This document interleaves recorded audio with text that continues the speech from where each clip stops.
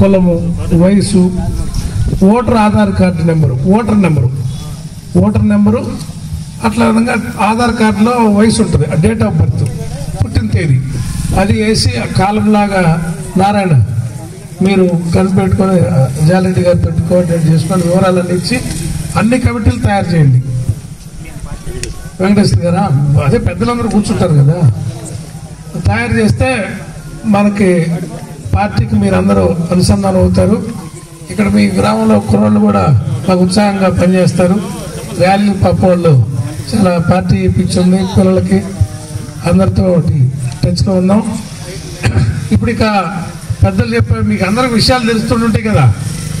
ఈ కాలేజీలన్నీ మన కోసం, పేదల కోసం ఒక్కొక్క ఫోటో మీ చేతిలో కాగితాలు ఉన్నాయి కదా, ఒక్కొక్క ఫోటో మన ఒంగోలు రిమ్స్ మెడికల్ కాలేజ్ అంతా 800 పడకల ఆసుపత్రి ఒక్కోటి, కొన్ని వేల మందిని ఒక్కొక్క రోజు ఓపీస్ వస్తారు. సంవత్సరానికి 200 మంది డాక్టర్లు చదువుకొని బయటకు వస్తారు. కొన్ని వేల ఉద్యోగాలు వస్తాయి. ఒక్కొక్క ఆసుపత్రిలో కొన్ని వేల ఉద్యోగాలు ఉంటాయి.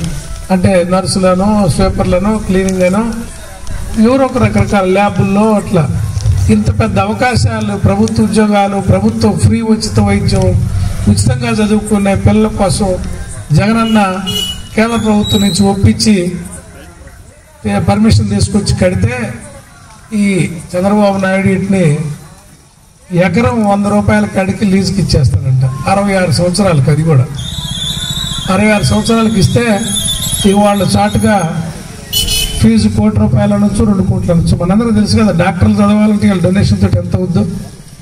ఈ ఖరీదైన చదువు వల్లే వైద్యం ఖరీదు అవుతా ఉంది.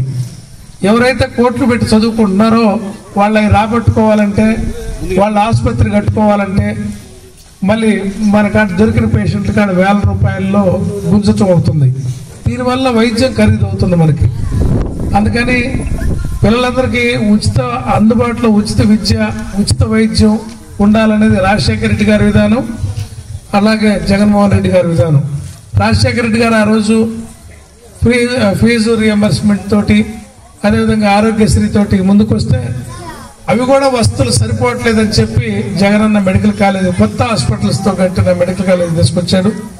వీళ్ళు ప్రజల కోసం నమ్మిన ప్రజలకు ఏదైనా చేయాలని ఆలోచన ఉన్న నాయకుడు జగన్మోహన్ రెడ్డి గారు కానీ, వాళ్ళ తండ్రి రాజశేఖర రెడ్డి గారు కానీ, చంద్రబాబు నాయుడు కొంతమంది భాగస్వాములను పెట్టుకొని, కొన్ని పేపర్ల వాళ్ళని వాటాలుగా పెట్టుకొని ఒక అబద్ధాన్ని 10 సార్లు చెప్పి 10 మంది వాళ్ళకి 10 మంది చెప్తే అది నిజమైంది అనేటట్టుగా.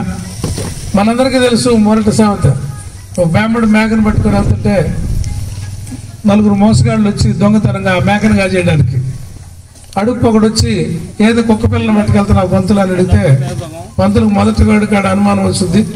మళ్ళీ కాసేపట్లో ఒక పర్లంగా పోయినా రెండో వాడికి ఏంది కుక్కను పట్టుకెళ్తున్నా అడుగుతాడు. మళ్ళీ కాస్త అనుమానం పడతాడు, ఇదేంది ముందు బుకాయిస్తాడు, రెండోసారి బుకాయిస్తాడు, మూడోసారి అనుమానం వచ్చింది, 4వ వాడి కాడికి వచ్చేసరికి నమ్మి నిజమని ఆ మేకను వదిలిపెడతాడంట. అటనే ఈ ప్రజల్ని 1కి 10 మంది అబద్ధాలు చెప్పేవాళ్ళు చేరి అబద్ధం చెప్పి జగన్మోహన్ రెడ్డి గారి మీద దుష్ప్రచారం చేసి ప్రజలకు దగ్గర అవుతున్న మనిషిని ప్రజలకి అబద్ధాలు చెప్పి మోసం చేసి ఈ రాష్ట్రంలో అధికారం తీసుకొచ్చుకొని పంచుకుంటున్నారు. ఈ రకంగా ఆస్తుల్ని అమ్ముకుంటున్నారు. వివరంగా చెప్పాడు. మీరు ఇది కాక టీవీల్లో కానీ, పేపర్లో కానీ, యూట్యూబ్లో కూడా చూస్తున్నారు. బ్రహ్మాండంగా పేద ప్రజలు పిల్లకాయలు డాక్టర్లు అయ్యేదానికి, హాస్పిటల్లో పీల్చుకునే దానికి వీలున్నటువంటి విధంగా జగన్మోహన్ రెడ్డి గారు చేస్తే వీటిని తెలుగుదేశం పార్టీ వాళ్ళ నాయకులకి, కూటమి పెద్దలకి వీటిని ధారాదత్తం చేసి పేదలకు రావాల్సినటువంటి వైద్య సదుపాయాలు, వైద్య విద్య సదుపాయాలని అన్నిటినీ దూరం చేసేటువంటి ఈ దుర్మార్గమైనటువంటి ప్రైవేటీకరణ చర్యకి వ్యతిరేకంగా మన గ్రామం నుంచి కూడా మన వంతు వ్యతిరేకత తెలియపరుస్తూ ఈ కాగితాల మీద దాదాపు మీకు 500 ఫారాలు ఇస్తున్నాం. అన్ని పాలాలు, అన్ని కులాలు కలిసి వచ్చేటట్టుగా ఈ చర్యకు, ప్రైవేటీకరణకు వ్యతిరేకంగా మీరు 2 రోజుల్లో, రేపు ఎల్లుండు, అందుకనే టైం లేదు, జగన్ గారు ఇక్కడికే పక్క పెద్దలు వచ్చారు, వాళ్ళకు ఒక 100 ఇవ్వండి, 100, 150 కాపులు. మీరు రేపు పొద్దునే ఒక చదువుకున్న పిల్లవాడిని పెట్టుకొని ఇల్లు తిరిగి సంతకాలు పెట్టించేయండి. ఏలుముద్ర పెట్టి ఒకటి ఇవ్వండి అబ్బాయి నారాయణ పెట్టి అందరినీ కోరుకుంటూ ఎంత లేదు అనుకోకుండా పూర్తి చేసుకొని ప్రతి కులంలో అన్ని కులాల్లో మెయిన్ కమిటీలో తెలియపరుచుకుంటూ సెలవు తీసుకుంటున్నాం. ఇప్పుడు మీకు ఇచ్చిన వాళ్ళు రాసియండి, 10 పెట్టండి చాలు. రాజీవ్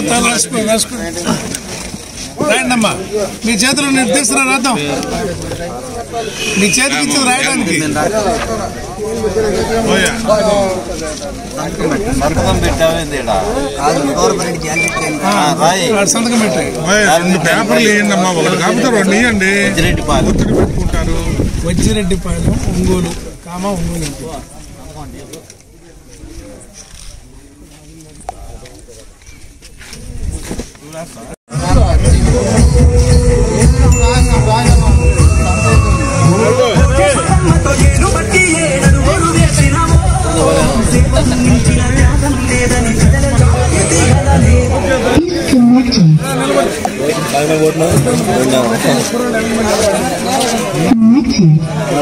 జరిగే దోపిడీ జరుగుతుంది. ఆయన మాట్లాడుతున్నా ఇది ప్రతి ఒక్కరికి సంబంధం కాబట్టి మీ అందరికి తెలియజేసి మీ అందరి సంతకాలు తీసుకొని జగనన్న మా కార్యక్రమం ఇచ్చాడు. దాంట్లో భాగంగా మీ ఊరు వచ్చాం. దీన్ని మీరు